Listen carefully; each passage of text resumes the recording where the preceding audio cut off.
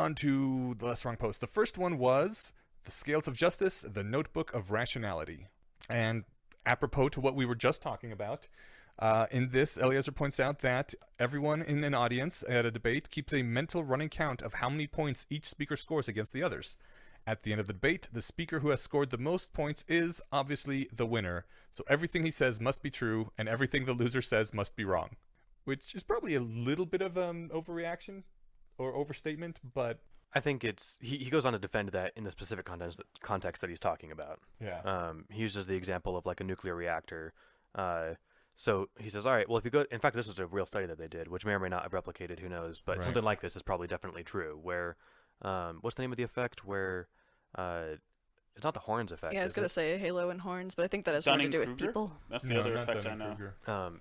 Well, the idea that if you go to somebody and say, hey, we've got a new nuclear reactor prototype that's more likely to melt down, it's like a point against the reactor, but if you say, hey, it produces less waste, that's a point for it. And yet, if you tell somebody, hey, we've got one that produces less waste, they'll also guess that it's also less likely to melt down. Yeah. Which those two facts are logically distinct. Yeah. And so they assume that if something's good about it, well, then it has to have all good traits. If something's bad about it, if I tell you, hey, man, this thing melts down more often, oh, well, then it probably produces more waste too, huh? Yeah. And so the point is that he's saying that people view things that way naturally. Yeah. That He says people would view these as two facts opposing each other, where in fact they're not opposing each other at all. They're just two different facts. They're descriptors of the reality of the nuclear engine in this case, or the nuclear reactor, but they're not like judgment calls about whether or not it's good. exactly. Yeah, the primary point of the article, I pulled a quote out, was that these two facts can be cited by different sides of the same debate, but they're logically distinct. The facts don't know whose side they're on. Mm-hmm. And I took that to mean it's kind of another expansion on the policy debates shouldn't appear one-sided essay. Yeah. This one says that despite our brain's natural tendency to view arguments or facts as tools or as soldiers, which we could either use for fighting on our side or against our side, facts don't exist to support sides. The facts are just words that we use to describe the physical qualities of a thing. Yeah, and so he uses the example per the name of the post, the scales of justice, that Lady Justice carries a set of scales where presumably the facts against and the facts for weigh each side of the scales, and whichever one comes down heavier, that's the verdict. So running with that, he says that not all arguments reduce to mere up or down. Lady Rationality carries a notebook wherein she writes down all the facts that aren't on anyone's side. And I think, yeah, that's maybe a good way to look at, certainly like policy debates. Maybe that's not the best arguably way to look at crime or something. I don't know. But Yeah. He even says in there that like there are certain situations like, did John Doe kill John Smith? Like, yeah, there is That's a yes or definitely no. a scale of justice system there, and we should use it. I think I try to remember this idea, even if I don't remember this exact article, whenever I get riled up and sure I'm correct about something. Because, like, whenever you start to feel sure you're correct about something, it means you're viewing all the facts through a lens, and you should go back and be like, what facts don't fit in on either side, and where should I check that notebook of rationality and reassess myself? Yeah, I liked that he also pointed out that there's a binary question, such as did John Doe kill so-and-so? Mhm. And then there's other things that aren't binary. It's weird that we always have these kind of idea of there being two sides, or that this is good or this is bad. I think he said that as like an overall good or a bad feeling about something that colors your judgment on it.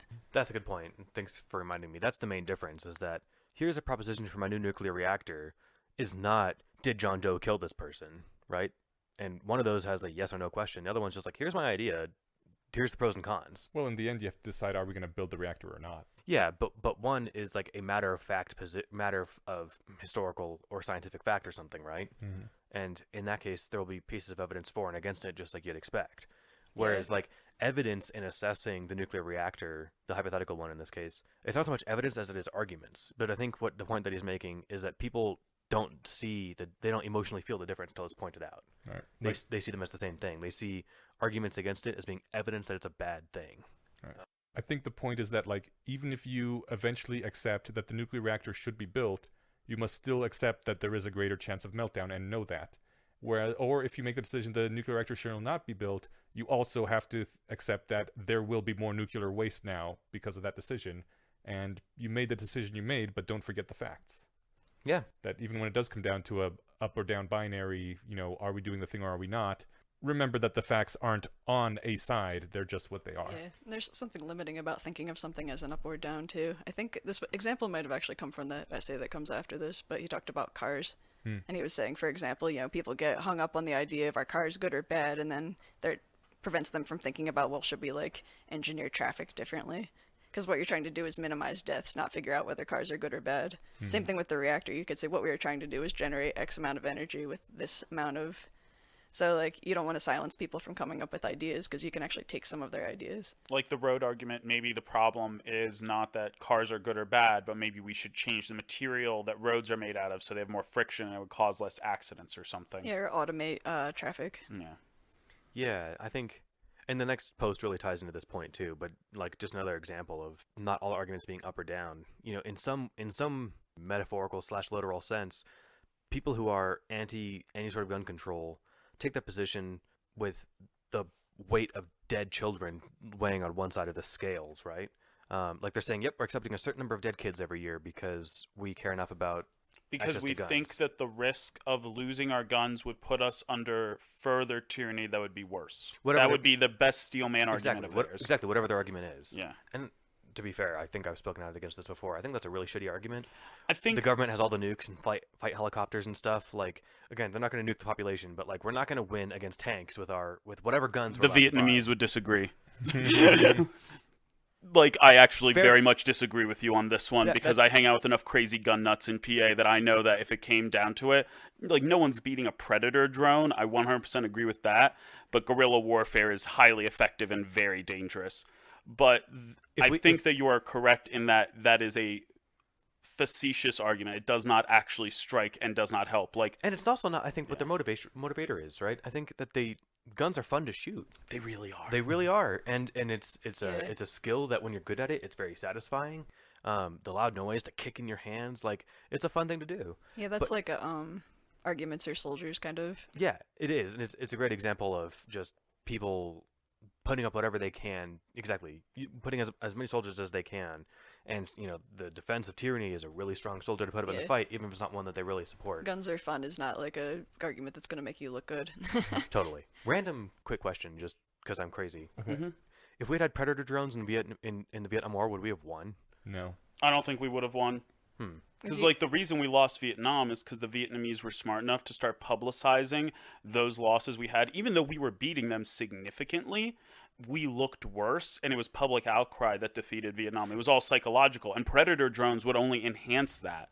Why do you think that ever since Vietnam, they don't show wars the same graphic level they used to? Yeah. That's when Fair they enough. introduced all the major regulations on the reporting of war. Showing these the were- bodies of soldiers and stuff, yeah. Kids and like small groups of soldiers that were operating in stealth, and they had like vastly inferior weapons, but a predator drone couldn't find them in the jungle necessarily. Well, and they probably couldn't even find them. Like, you don't want to drone someone in the city. Or that, yeah. I guess. I was about to Anyway, say, yeah, you're right. They do all the time. My bad. You don't But yeah, they want couldn't to. find them in the jungle. So on the next essay about regulation, Yeah. I actually kind of disagree with him. This next essay is called Blue or Green on Regulation, and tell us why. So, or at least I disagree with one of the examples he brings up. He talks about how, I forget what he said, maybe it was like cars kill 7,000 Americans or something, but he's like the FDA kills 50 to 100,000 Americans by delaying drugs from being approved. I think that's just a bad point, quite frankly, because every time you go on TV, you're always seeing an ad like, did you take this drug 20 years ago and now you have like bunions on your lungs? Please contact us for this settlement. Like, I understand the point he's trying to make here, and to not fall into the fallacy we just talked about a bit about being like, this is just good or this is just bad.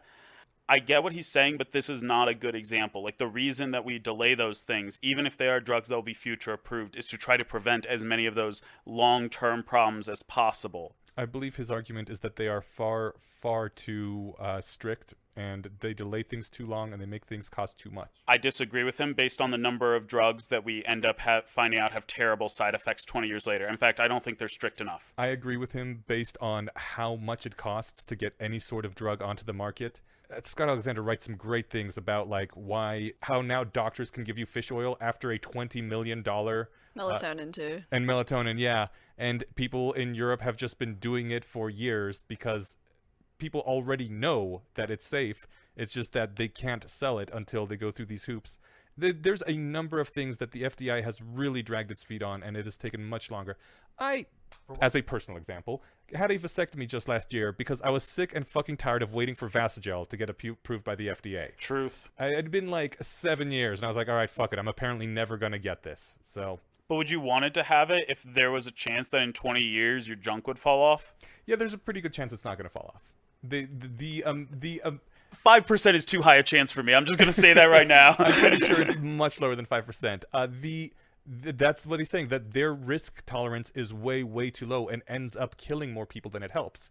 Because the amount of people that could be saved if things were just sped up a little bit is higher than the amount of people that will be hurt due to something slipping through the cracks. I would like to see the statistics about how much money has been given to people who took pharmaceuticals that 10 to 20 years later really ended up messing them up in some way. Because I actually think that point is incorrect, but I don't have any data. And I would like to find the data, because I'm pretty sure you're right. It would be conclusive one way or the other. Like, we could probably get a clear answer. For what it's worth, you guys are both saying I'm against Eliezer's point or I'm for Eliezer's point, or on his side rather. I don't think he was picking a No, side. that's not what he was trying to do at all. We were falling I just right think into this the was a trap. bad Yeah. example, and I wanted to point out that I think he pointed out. I just wanted to say that what he's saying may be factually true. Whether or not if he's trying to illustrate a larger point with that, I think is different. But if whatever, I didn't click the link that this is a hyperlink in the post that the FDA prevents 5,000 casualties per year, but causes at least 20,000 to 120,000 casualties by delaying approval of beneficial medications. So that's FDAreview.org. Presumably, maybe they've done their homework. I'm not sure, but whether or not, I think even if you take that as true, the point is like, is that good? Is that okay? Is that an acceptable loss? Is that Yeah. Are we willing to do that for the risk of saving people from bad medicine? And to be more on topic, the idea that we should try to decide policy and regulation not based on our preconceived sides or... Actually, I think this article might be more relevant now than when it was written, because now we definitely have the culture war leaking into our decisions about regulation and the tribalism that comes with that. So there is a real value in being able to be objective and look at all the data in the notebook of rationality. Yeah, I think it's funny that Eliezer fell into his own trap. I thought it was really funny because he starts out kind of going back on the earlier Birch's Law essay, saying that he opened it with saying that if people are allowed to behave in stupid ways, they will. This will inevitably lead to people hurting themselves. And then people took that to mean that he was pro-regulation. But he was just trying to say that I'm just stating a fact about the situation. And I could have brought up the best points for the other side, but that would be missing the point. I shouldn't have to.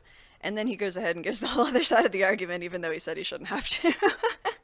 I think that was on purpose, though. Yeah, it was just funny. It was. And I think what he was to be, in my reading anyway, was that it was like, this isn't an argument with sides, but if you're assuming I'm taking one, fine, here's the other side's position.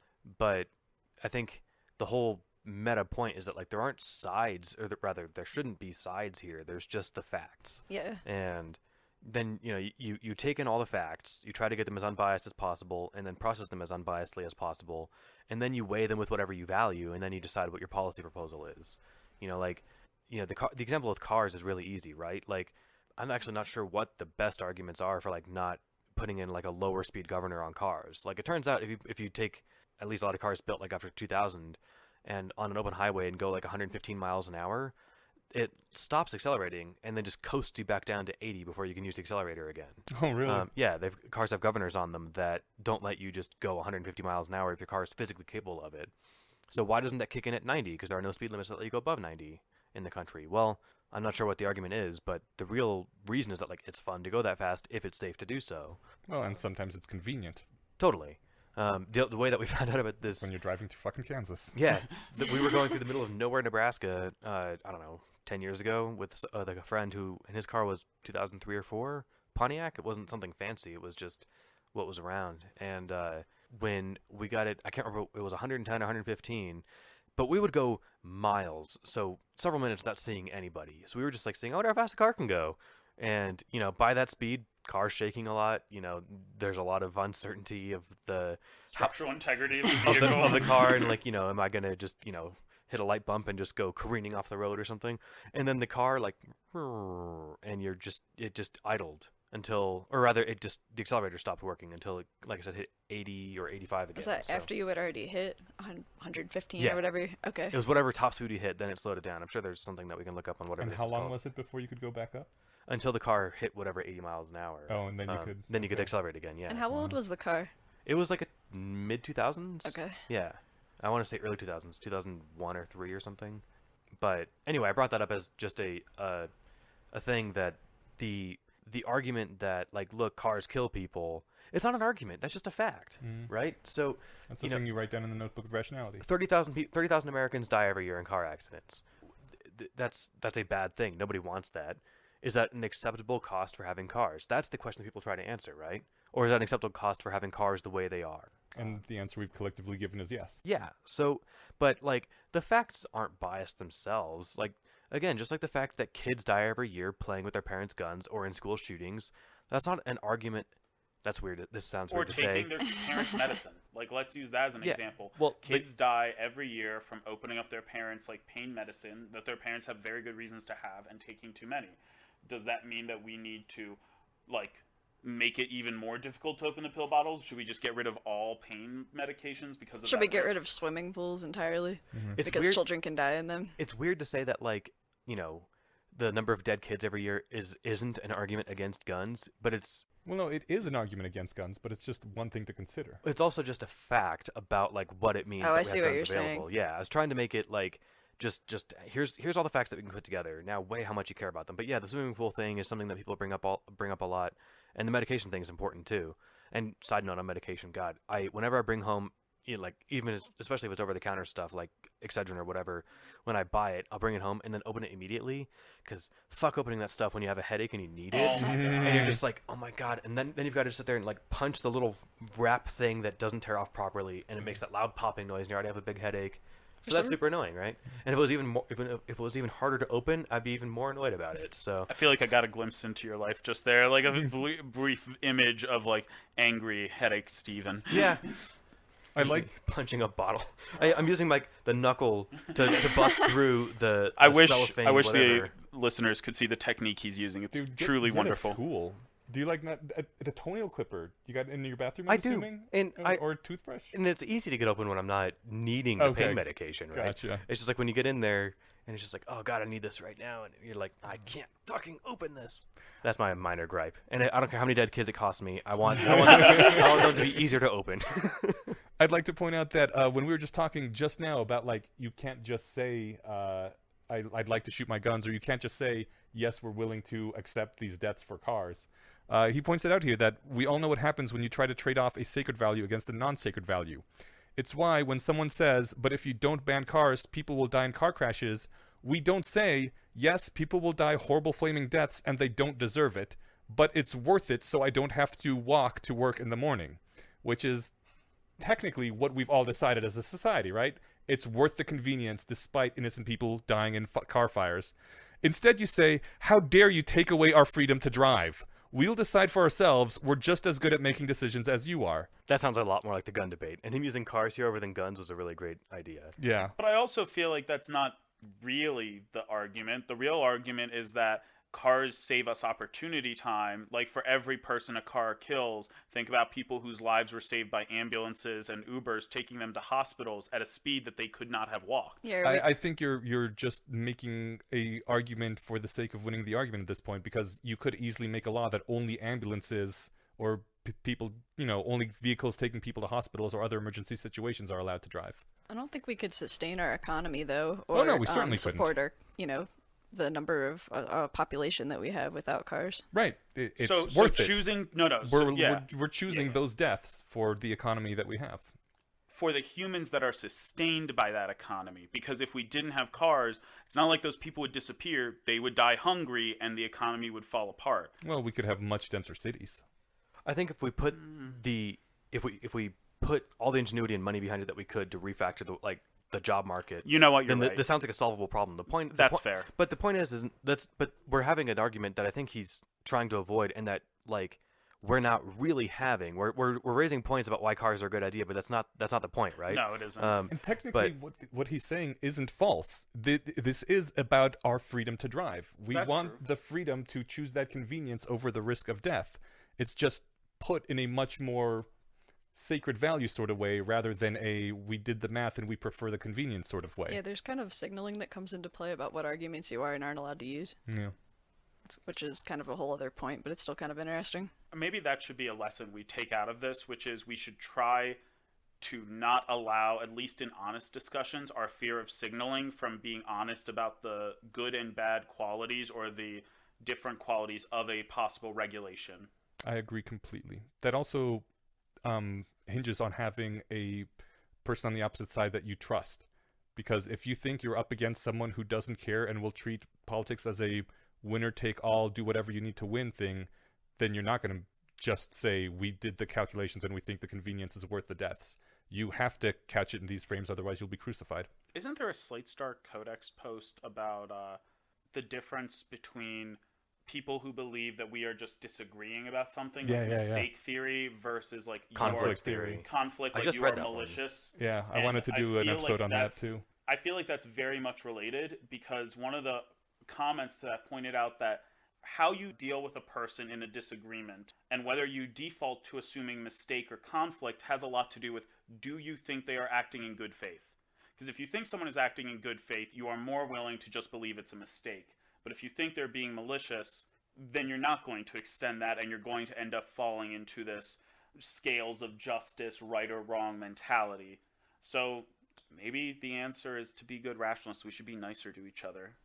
I also think this is a great reason to raise the sanity waterline, because then if there's more people that you can trust to have these conversations with that aren't going to use them to crucify you in the public, or even if, the public won't accept your crucifixion, they'll be like, look, we're all rational enough to consider these numbers. That would be a better world, in my opinion. Yeah, like the best world would be a world where someone can be wrong and they won't be ostracized for it as long as it's clear that they were trying their best. Yeah, the Google guy. Right. Yeah, that's really the one I think of. Even if he's 100% wrong, I don't think what happened to him was fair. And hopefully we can become a society that is more capable of reading the notebook and less inclined to look at the scales.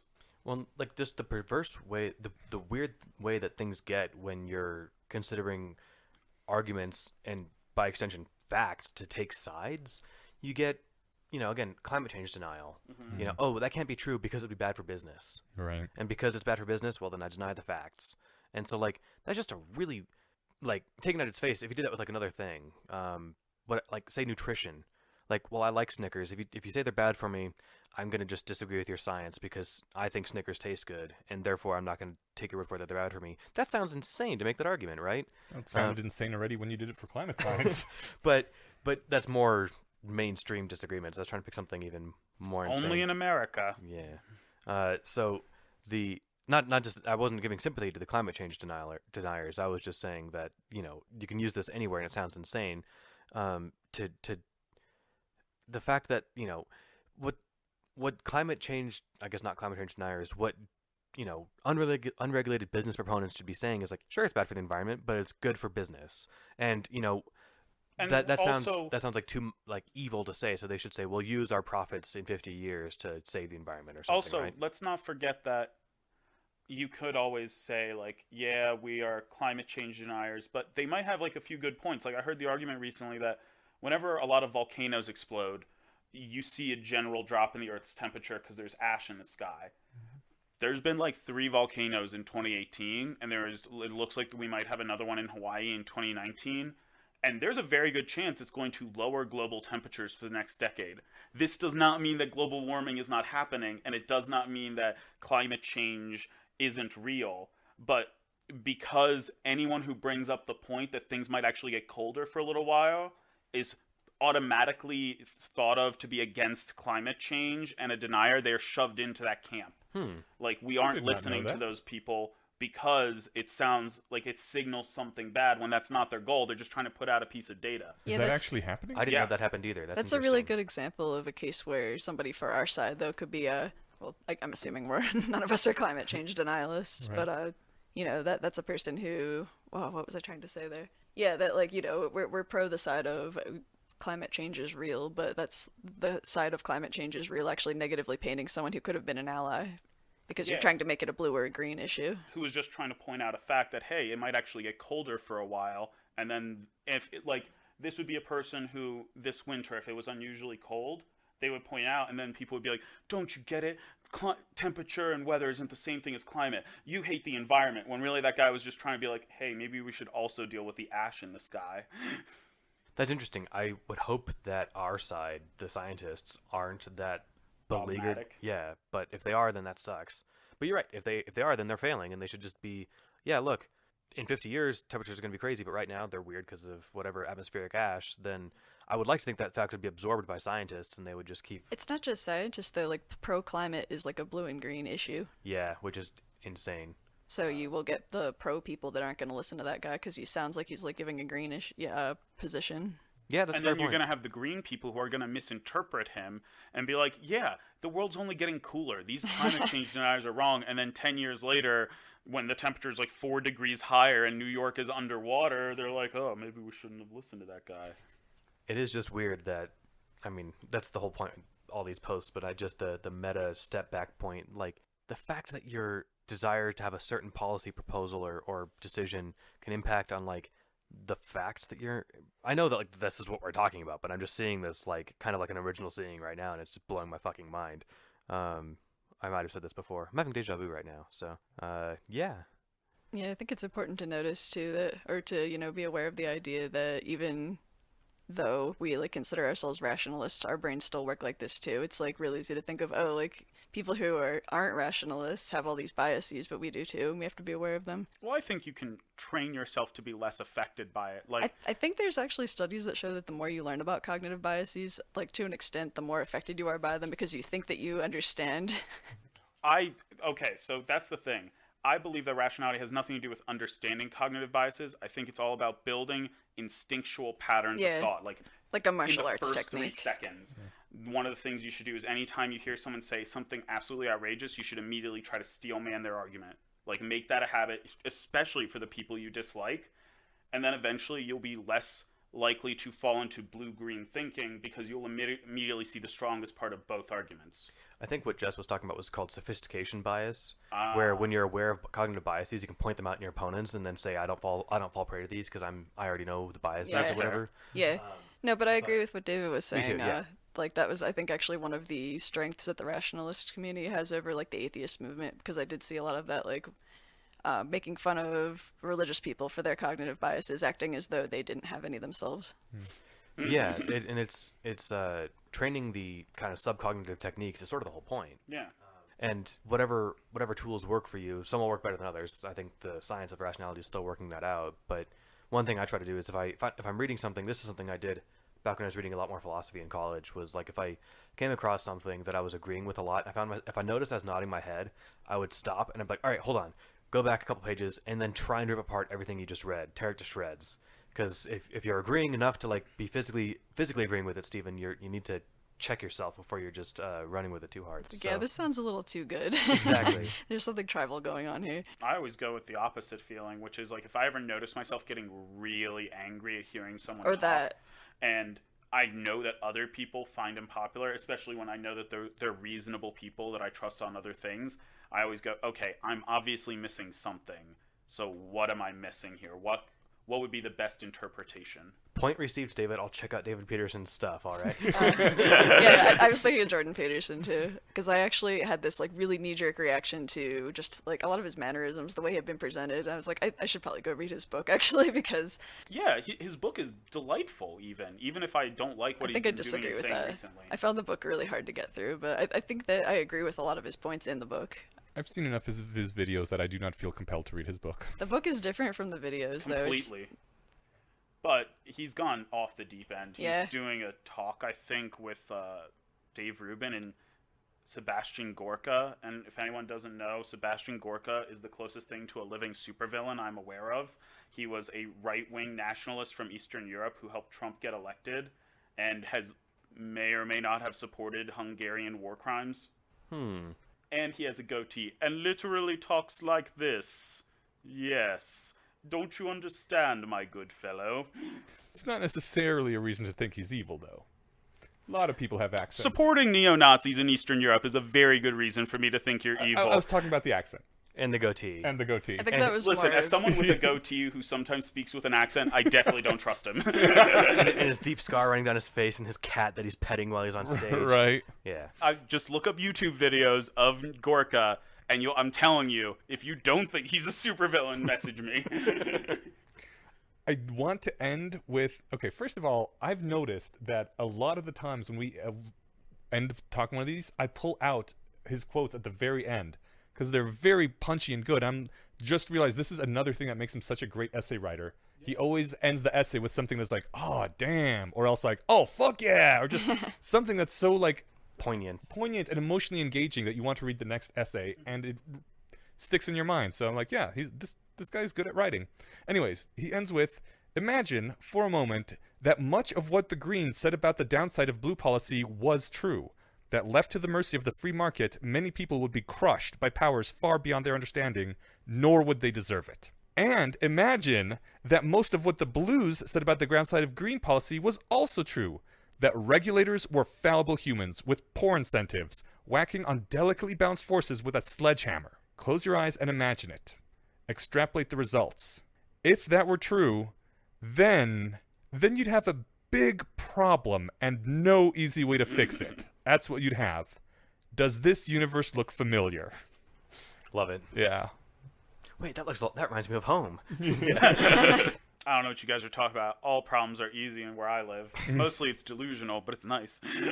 So, did we have anything before we finish and move on? No, I don't think so. I think I think it's fun, and that's one thing that I like. We've got a meetup tonight that I'm looking forward to going to, because there's the norm in the community where at least we're getting there with some of the people aren't super into this stuff, but where somebody could be taking a strong emotionally charged stance, and they could just say, hey, look, Steven, you realize that like you're using that fact as an argument, right? And like, oh shit, you're right. Let me we can agree on the fact or disagree on the fact, and then research it and see who's right or wrong, and then I'll just tell you what my values are, and we'll see what we can do about this.